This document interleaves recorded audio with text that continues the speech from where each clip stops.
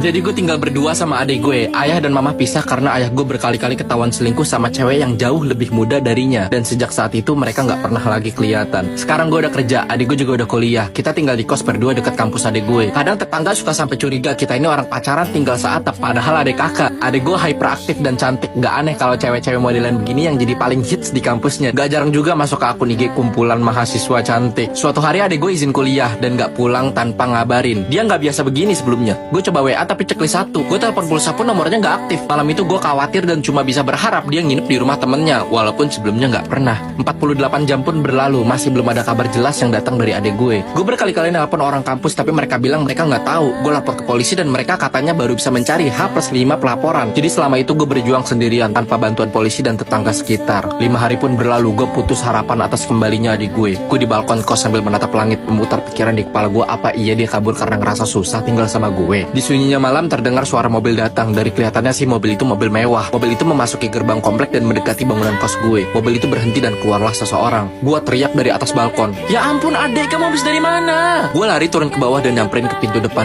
Dengan posisi excited, gue memegang kedua pipi adik gue dan memeluknya dengan erat. Gak lama terlihatlah sosok pria keluar dari mobil mewahnya. Kemeja putih, dasi merah, sepatu pantofel, dan wajahnya bapak-bapak tua walaupun tetap kelihatan keren. Gue melepas pelukan adik gue dan menghampiri pria itu. Gue memeluknya sambil nangis dan nanya, "Ayah kemana aja sih selama ini?" Ayah gue melepas pelukan gue tanpa berkata sedikit pun. Ayah gue masuk kembali ke mobil dan meninggalkan gue berdiri di depan gerbang kos. Gue sedih, tapi gue baru ingat adik gue. Gue lari balik ke kamar dan ngeliat dia kayak lemas, lesu, dan sedih banget. Gue coba tanya dia kenapa, tapi dia diem aja. "Adik kenapa? Kok tumben diem aja? Biasanya kan kamu gak gini." "Ayah bilang apa sama kamu? Ada kabar apa?" "Ayah bilang kabar tentang mama nggak? Mama sehat." Dari banyaknya pertanyaan gue, adik gue cuma bengong dan meminta gue keluar kamarnya. Gue pun dengan pasrah balik ke kamar dan tidur. Nah kemarin adalah bulan kedua semenjak adik gue ketemu ayah, dan sampai saat ini pun dia masih sering bengong dan gak pernah mau gue ajak ngobrol. Malah sepertinya tambah memburuk ya. Tatapannya selalu kosong kayak orang gimana gitu. Seminggu belakangan ini banyak banget paket yang datang ke kos yang ternyata barang-barang semacam pis,